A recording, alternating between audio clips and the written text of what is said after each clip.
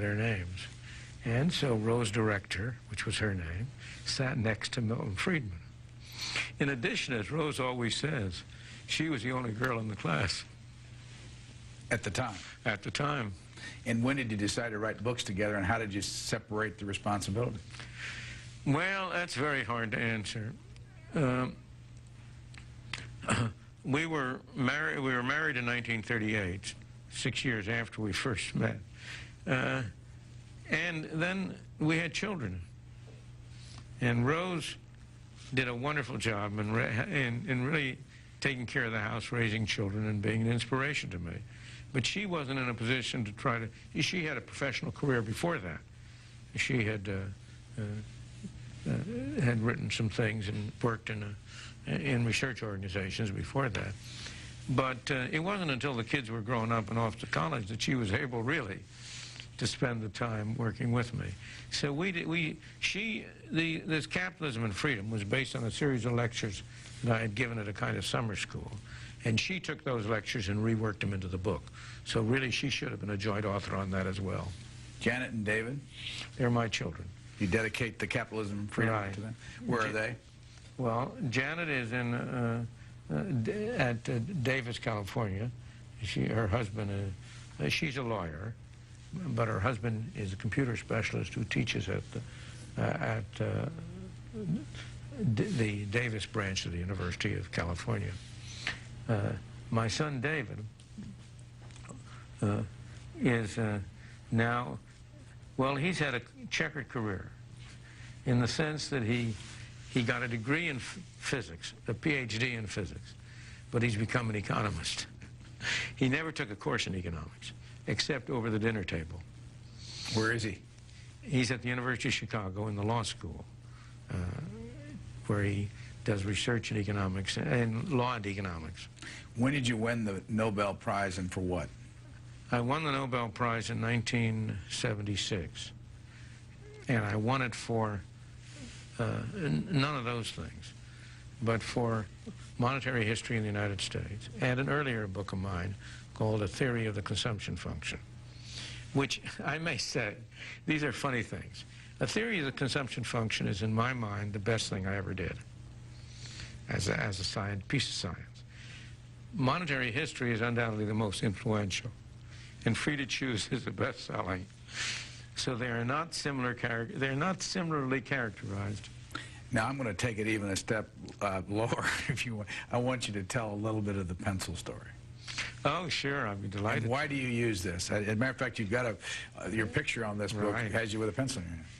It's not, that didn't originate with me. I got it from Leonard Reed, who was the head of the Foundation for Economic Education.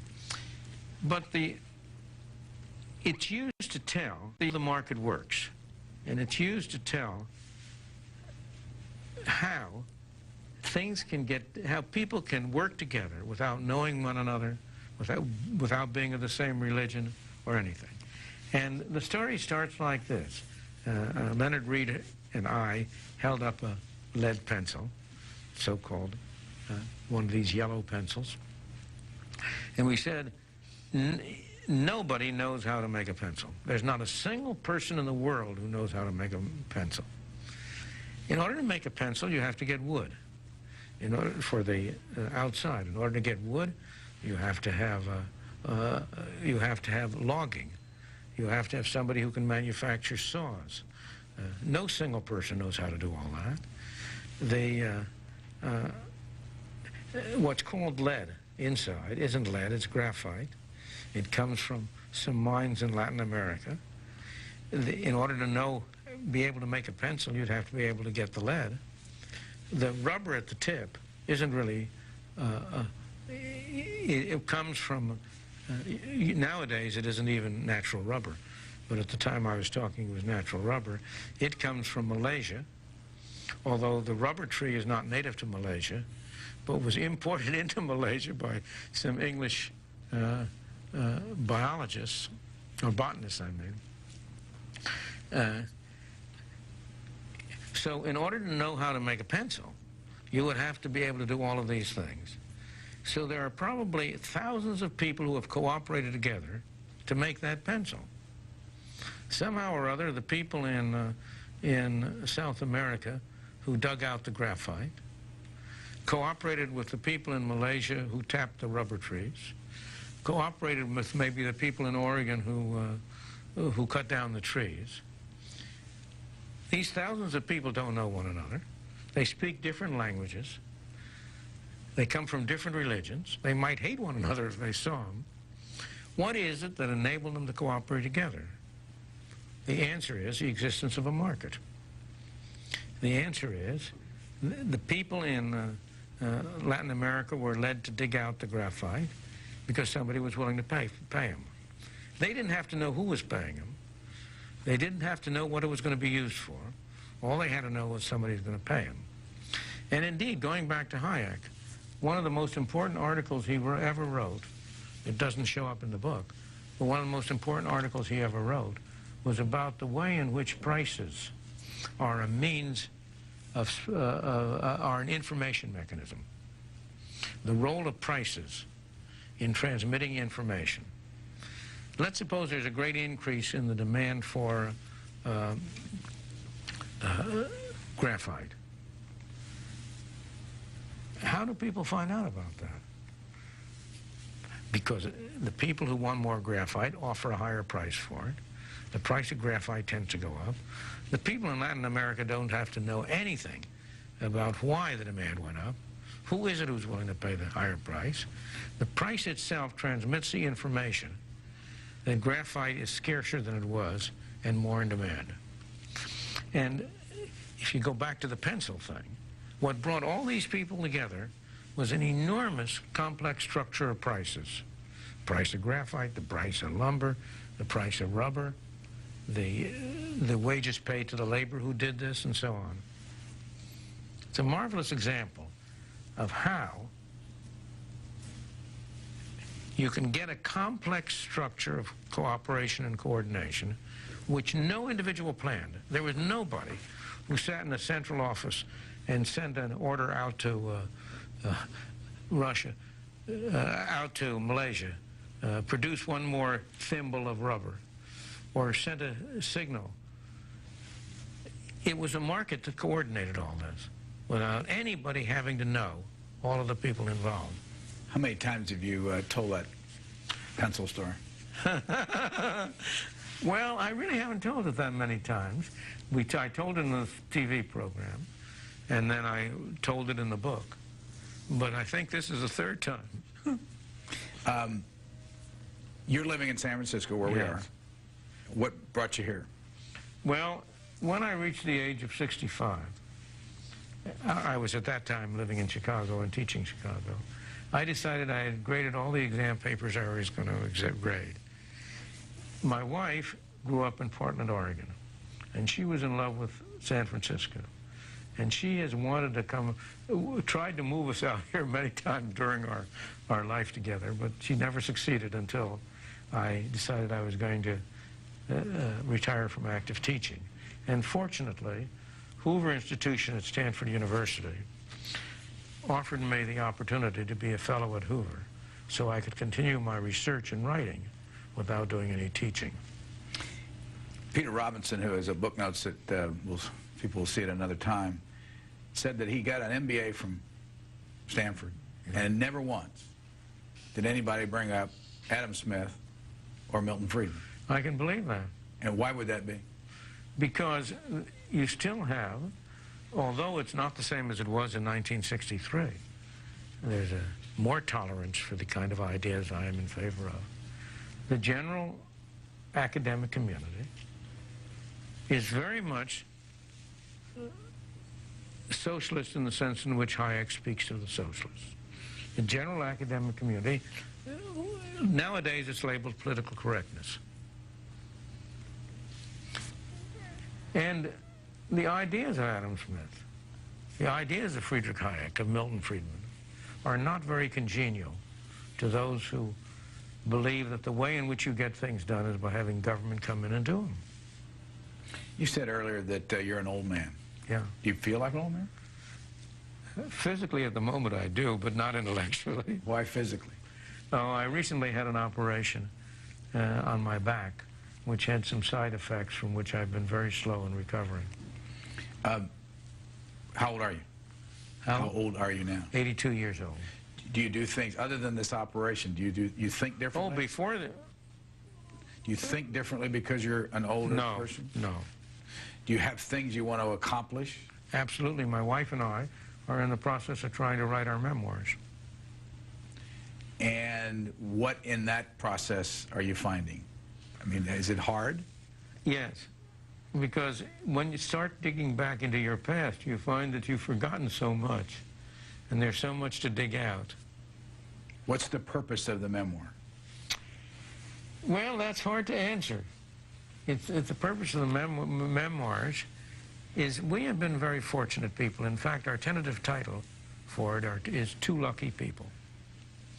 We've been very fortunate in our life. We've had a great deal of activity. We've spent a long time. We've been able to be at the center. For example, we spent years with the New Deal in Washington. I was involved in wartime research during war. We've lived through and been associated with a lot that has gone on. And we believe that people have forgotten that story. We're not mostly interested in telling about ourselves, but we want to tell about the world in which we grew up and the world which enabled us, both of whom came from families which by any standard of today would have been regarded as below the poverty level. But neither her family nor mine ever thought of themselves as poor. They weren't poor. They didn't have a very high level of income, but they weren't poor. And unfortunately, the world is moving in a way in which that is no longer likely to be the case. And we think maybe we have a story to tell that will be of interest to the public, people at large. How are you going about it? By writing it. Separately, together? Do you dictate? No. We're in a word processor, mostly. Sometimes by hand, but mostly in a word processor. But the way we've always done it, we each write parts of it and then we share it and so on. I don't believe the problem of collaboration is a very difficult one. How far away are you from completing? Well, we're about halfway through. And then what size will it be when it's finished?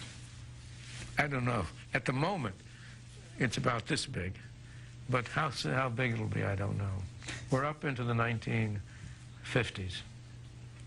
As you look around today and watch the world move, where are the influences in the society today? Where are the influences? Who do books influence? Newspapers, television? I would say that television has a tremendous influence. But I think books also have an influence.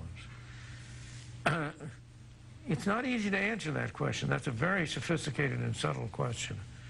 And I don't have an easy answer to it. I think experience plays an enormous role.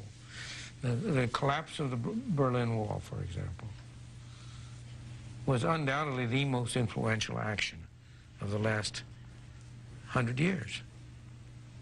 Because it put finis to an attitude. The general attitude had been that the future was a future of government. That the way in which you got good things done was by having government do it. I believe the collapse of the Berlin Wall and the exposure of what was happening in Russia, the contrast between East Germany and West Germany, I believe that that has been made a lesson. And more recently, the experience of East Asia, of Hong Kong, of Singapore, so that today people may not behave in accordance with their knowledge, but everybody knows that the way to develop and to improve the lot of people is through private markets, free enterprise, and small government. We're not practicing what we should be preaching. I've been saying that the former communist states are trying as hard as they can to go to where we were 50 years ago, whereas we're trying as hard as we can to go to where they were 10 years ago. Why?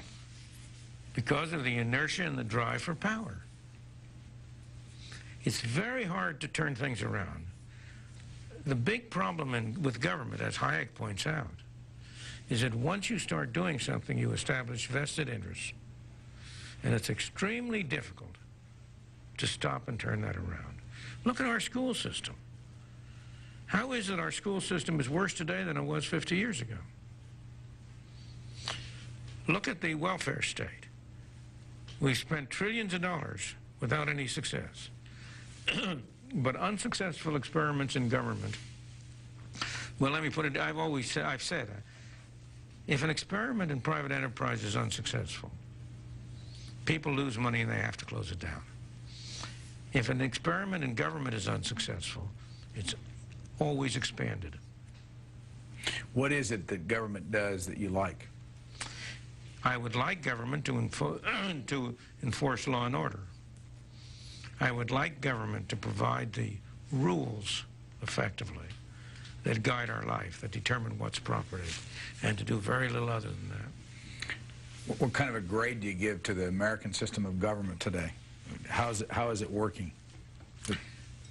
As it was in 1928 or as it is in 1994. Well, it's a great system. The fundamental system is great. But it hasn't been working in the last 30 years. Why not? Because we've been departing from its fundamental principles. The founders of our, the founders of our country believed in individual freedom, believed in leaving people be, letting them be alone to do whatever they wanted to do. But our government has been increasingly departing from those constitutional principles. You know, there's a provision in the Constitution that Congress shall not interfere with interstate commerce. That provision had some meaning at one time, but it had no meaning now at all. Our courts have ruled that anything you can think of is interstate commerce. And so the government exercises extensive control over things that it has no business interfering with. What do you think of the Federal Reserve Board today? Well, I have long been in favor of abolishing it. I think there is no institution in the United States that has such a high public standing and such a poor record of performance. What did Arthur Burns think of that? He didn't like that very much. But needless to say, I didn't hesitate to say it to him. Look, the Federal Reserve Board was established, Federal Reserve System was established in 1914, started operation in 1914.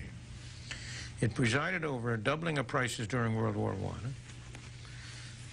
It produced a major collapse in 1921.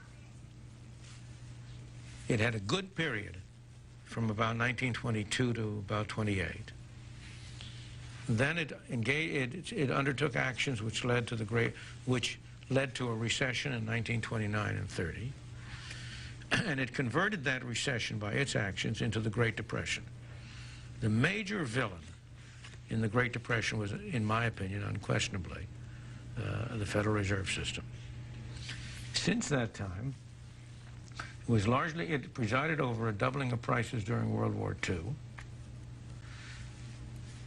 It financed the inflation of the 1970s. On the whole, it has a very poor record. It's done far more harm than good. What do you say to the people that say and write that it's just a matter of time until it all comes tumbling down, meaning the tremendous debt we have in this country will catch up with us? The debt is not the problem. The debt is not the problem. You've got to compare a debt with the assets which correspond to it. It need not come tumbling down. Whether it comes tumbling down will depend on what we do. If we continue to expand the role of government, if we let government grow beyond limit, it will come tumbling down. But that isn't going to happen. The American people have, the attitudes of the American people have changed. And they've become aware of the fact that government is too big, too intrusive, too extensive. And I have a great deal of confidence in the American people that they're going to see to it that doesn't happen. But if you were sitting around with experts in a room and they said, let's look at the future, where are we going to Where are the problems? And, you know, because we listen every day on the radio and reading the newspapers that it's just a matter of time. Well, I think that's wrong. Fundamentally, what's been happening is that in the period I talked about from 1928 to now, we have been starving the successful part of our society, namely the free private enterprise system, and we have been feeding the failure. Government controls over 50% of the output of the country. But thank God government is not efficient. Most of that is wasted. Another one of our book notes guests in this series is John Kenneth Galbraith. Yes. If you put the two of you in a room together, which one's the happiest with what's happened over the last 50 years? Well, Ken would be much happier than I would be. Why would he be? Because he's a socialist. Why do you think he's happier, and why do you think his side's been more successful? Because the story they tell is a very simple story, easy to sell. If there's something bad, it must be an evil person who's done it. If you want something done, you've got to do it. You've got to have government step in and do it. The story Hayek and I want to tell is a much more sophisticated and complicated story. That somehow or other there exists this subtle system in which, without any individual trying to control it, there is a system under which people, in seeking to promote their own interests, will also promote the well-being of the country. Adam Smith's invisible hand. Now that's a very sophisticated story. It's hard to understand how you can get a complex, interrelated system without anybody controlling it. Moreover, the benefits from government tend to be concentrated. The costs tend to be dispersed. To each farmer, the subsidy he gets from the government means a great deal. To each of a much larger number of consumers, it costs very little. And consequently, those who feed at the trough of government tend to be politically much more powerful than those who provided with the wherewithal. During your lifetime, who are the leaders you think have been the most loyal to their beliefs and have done the best job? I would certainly put Ronald Reagan high on that list. What do you say to David Frum's thesis? Have you read his book? Yes. Dead Right. That he's quite right. I agree with it. That conservatives basically buy off now on... I'm not a conservative. I never have been a conservative. Hayek was not a conservative. The book that follows this one in Hayek's list was A Constitution of Liberty, a great book. And he has an appendix to it entitled Why I Am Not a Conservative. We are radicals. We want to get to the root of things. We are liberals in the true meaning of that term, of and concerned with freedom. We are not liberals in the current distorted sense of the term, of people who are liberal with other people's money. You write about Thomas Jefferson. What was he? Thomas Jefferson was, I would certainly put him very high on the list. He was a great man, there's no question about that. And he was certainly a believer in freedom. But was he I mean, today... He was not a conservative. Would he have been a liberal? Yes, in my sense. In your sense? Not in the corrupted sense of today. But what's confusing as you watch today's people who embrace him, you know, you have the Jefferson-Jackson dinners every year for the Democratic Party. Oh, of course. And Lincoln is embraced by both sides. What was he? What was Abraham Lincoln? He's much more difficult to characterize because his role in our history had to do with the Civil War. And that's not something to be characterized in terms of socialist or liberal or conservative. Was Thomas Jefferson a Democrat as we know the Democratic Party today? Would he be? No. What would he be today? He would be a libertarian. Member of the Libertarian Party? Not necessarily. See, I'm a libertarian in philosophy, but I'm a member, as I say, as I say, I'm a libertarian with a small L and a Republican with a capital R. Now, you supported and were close to Barry Goldwater. Yes, I was. What was he? A libertarian. What is Bill, in philosophy, not in party. what is Bill Clinton? Oh, he's a socialist. Defined as being what? As somebody who believes that the way to achieve good things is to have government do it. You can't think of a more socialist program than the health care program that he tried to get us to adopt. Now, you said earlier in the discussion, when we were talking about Rutgers, that the worst way to go is to take care of the bottom up. Not to take care of them in the sense of giving them a minimum income, but to believe that the progress of society is going to come from the bottom. So how do you take care of someone who is in the lower third? In my book, Capitalism and Freedom, I propose something called a negative income tax, of getting rid of all of the welfare programs we now have, but replace it by essentially a minimum income. But you also say that's not going to happen very quickly. Well, we're moving toward that. The earned income credit is in that line. And what will that do? What we're not going to move toward, the place we're wrong, is with all of the special welfare programs we have, food stamps, aid to families with dependent children. There are probably 100 such programs. And what I've argued is that we ought to replace that whole rag bag of programs with a single negative income tax. In your lifetime, have you ever had a theory that proved to be wrong? And do you ever go back and say, I was just yeah, wrong? sure. What was it? Well, during the World War II, when I was at the Treasury, I was essentially a Keynesian, as I believed that the way to control inflation was by controlling government spending. I paid very little attention to money. Only after World War II, when I started to work in the field of money, did I come to a different conclusion. Now, I believe Keynes was a great man. He was a great economist. But I think his theory is wrong. And his theory basically stated is? Basically stated, the fundamental element of it is that what matters is spending. And what matters in particular is government spending. And that government must play a major role in guiding the society. He was a liberal in the 19th century sense, but he was also a believer in, he was also an elitist. And he believed that there was a group of able, public-spirited intellectuals who should be given charge of society. When people look at Milton Friedman 25 years from now, you'll probably still be here, but I won't be here. In case you are. I won't be here. What do you want them to remember? What do you want to remember you as a writer, as a teacher, as a philosopher, as an economist? I guess I want them to remember me as an economist.